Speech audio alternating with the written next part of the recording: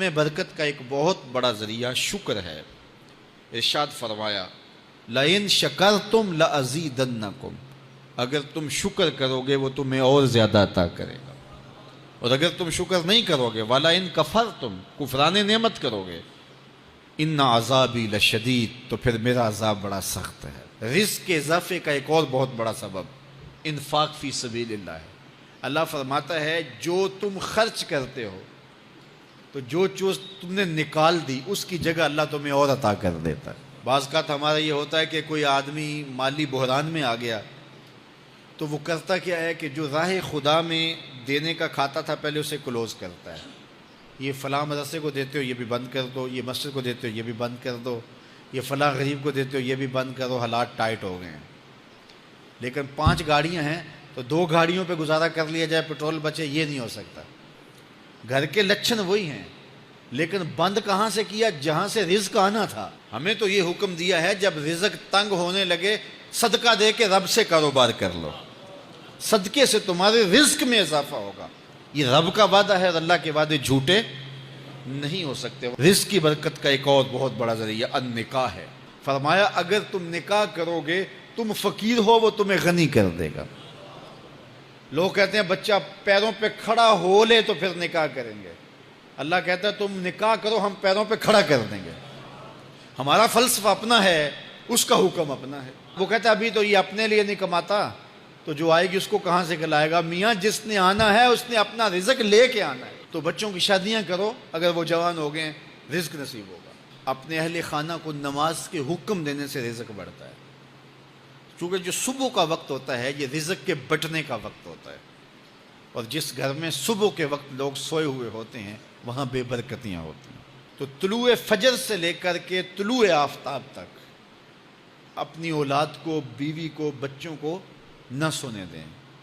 اس وقت رزق بٹنے کے لمحے ہوتے ہیں۔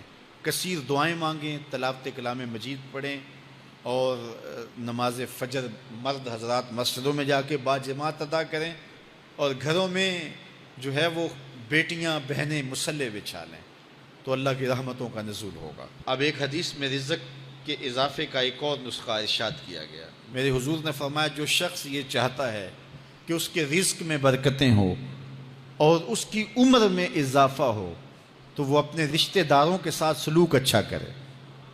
رشتہ داروں کے ساتھ اگر اچھا سلوک کرو گے تو پھر تمہارے رزق میں برکت ہو۔ غریب ہیں تو ان کی مدد کرو، ان کی بیٹیوں کی شادیاں اپنے ذمے لے لو اگر اللہ نے آپ کو وسعت دی ہے، ان کی پریشانیاں بانٹ لو، ان کا قرضہ ہے تو اتارنے کی کوشش کرو، ان کو مشکلات سے نکالنے کی کوشش کرو۔ تم ان کو مشکلات سے نکالو گے، اللہ تمہیں مشکلوں سے نکالے گا۔ تمہارے رزق میں بھی برکتیں ہوگی اور تمہارے مال میں بھی برکتیں ہوں۔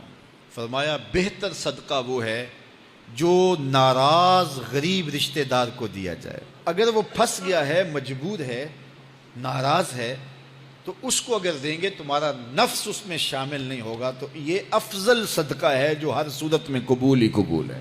رزق کے اضافے کا ایک اور سبب الاحسان الی الضعفاء، جو کمزور لوگ ہیں ان کے ساتھ اس نے سلوک کرنا۔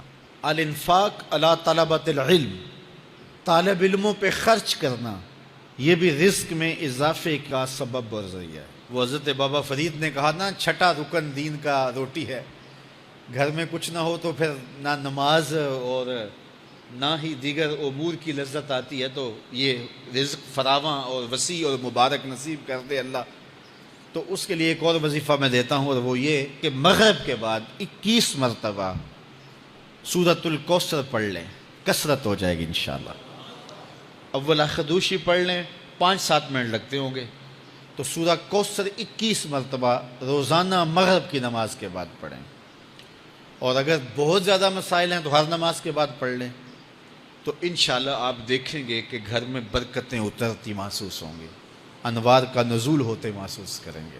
تو یہ وہ رزق کے اسباب ہیں، اگر ہم اختیار کر لیں تو ہم اللہ کی خاص رحمتوں کے حقدار ہوں گے۔